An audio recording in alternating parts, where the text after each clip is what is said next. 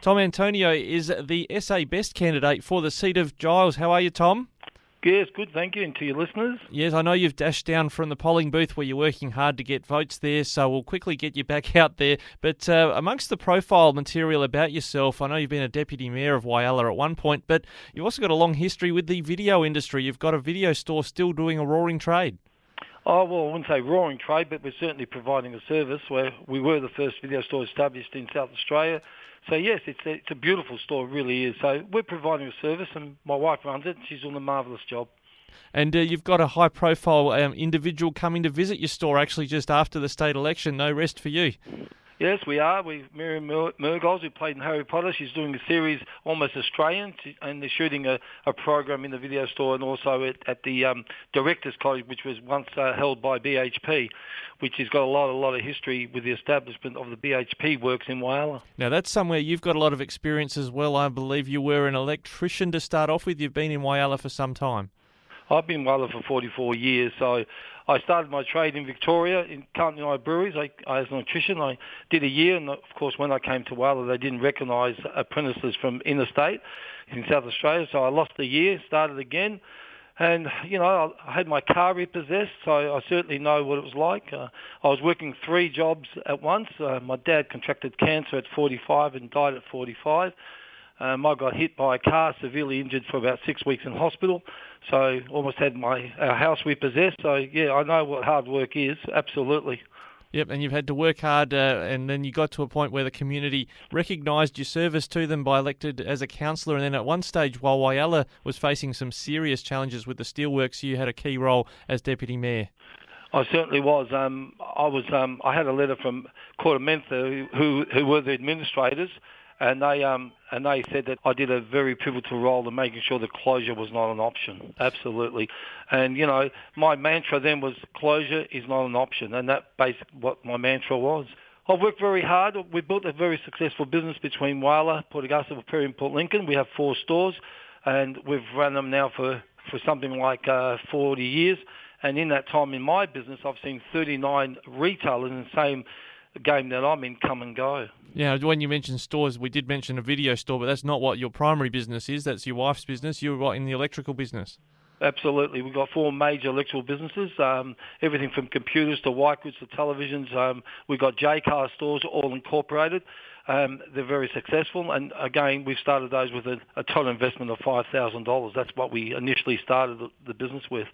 So we know what it takes to build a business. We know what it takes to service people. And of course, after 40 years, we must be doing something right. My staff have been with us for an average of 23 years, so we certainly look after our staff. Now, Tom, SA Best, you're the only candidate in the House of Assembly. It had a much broader tilt at things last election, but have I got that right? You're running for Giles. There's a couple of candidates in the upper house, but you're you're the spearhead in the lower house. Well, that's correct. Look, the public have come to me and they've really egged me on to run. They've really supported me. Tom, we need someone like you. You're strong, you're passionate, you're committed for the community.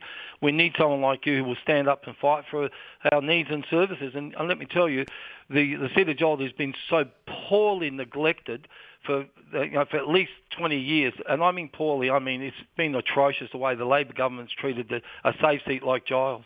Yeah, and then we've had a Liberal government for 4 years, but I guess it's your proposition from what you're saying, not much difference under a Liberal government. Well, if you've got a Labor government, it's got a safe seat. The Liberals are not going to put any money into a Labor safe seat, are they? And that's the dilemma. So if I come in the middle ground and I win this seat, then we could be in a position where we can command some strength and we can get what we need for our seat of Giles. And we're lacking in some key issues that we have. We really are lacking. Now, Tom, you're having a crack for SA Best, but this isn't your first rodeo. You ran for the SA Best or Nick Xenophon team previously? Yes, I did. Yeah, absolutely 4 years ago. But they did a dirty smear campaign on me, and we've warned them this time that we wouldn't put up with that. We would take they'll have serious consequences if they do that again. Now, when you mention services where there's deficits in the electorate, what are we talking about in terms of some of those service lacks? Well, health is of very key importance to Cedar Giles and regional areas. When a lady has a baby in Whyalla, and of course and if something goes wrong, they've got to put that newborn child, into an ambulance, and they've got to take it almost an hour to Port Augusta because we have no paediatricians. Now, I've been fighting for this for at least 8 years. Why don't we have any permanent-based paediatricians in Whyalla? We have no permanently-based surgeons. We've got no anaesthetists. We've got no gynecologists. None of these people are permanently-based in Whyalla, which is atrocious. The third largest city in South Australia. We've got an $85 million hospital that was built about 6 years ago, and we've got no one inside it that are permanently based to run our hospital. It's just not acceptable. Yeah, that's a pretty serious one, and I know that's been a challenge getting doctors and other health professionals attracted to regions, but as you say, such a large city, why is that difficult? What about mobile service coverage? Is there something you're campaigning about getting more towers or black spots addressed locally? Well, look, I think that's a very important point, and that all we can do is drive that. But I think at the moment there's more important issues. Health is probably the most important. Aged care is important. We can't be shuttling people out of our towns into, say, Adelaide or even as far places as Melbourne. People that live in Whyalla have been raised in Whyalla, and yet if you get into aged care facilities and we've got no beds.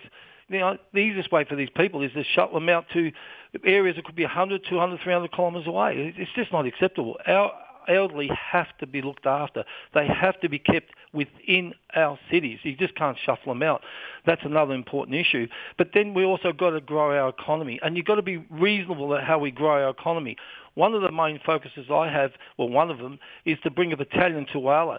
If you bring a battalion to Whyalla, that's 1,200 soldiers plus the infrastructure that goes around them. That will multiply the population by something like about 5,000 to 6,000 people. That will also bring an enormous amount of services to Whyalla. They already have 2,100 kilometres of training ground. They spent $85 million on the facilities 3 years ago. You've got Allan Main Camp, and Whyalla is only one or two places in Australia, apart from Townsville, that you can have the perfect place for a battalion to be based. So you can just imagine what that would do. So if I got elected, I would certainly be advocating with the state government and the federal government to make that happen. Yeah, that's an interesting proposition. Whyalla, of course, has a very strong defence history. Anyone who visits the town can see the gun turrets there that are obviously out of commission, but it was a key defence asset during the World War I and II. That's because we had the shipyards and we were building ships in that day. And we still have the HMS Whyalla that's based on dry land at the moment. People can visit and have a look and walk all over it. But yes, you're absolutely correct. And that's why it's important to do things that we can do. You don't have pie in the sky stuff like a hydrogen plant that could risk our cuttlefish. The Labor government, Anita Hughes, wants to put a hydrogen plant where our cuttlefish are at Point Lowly.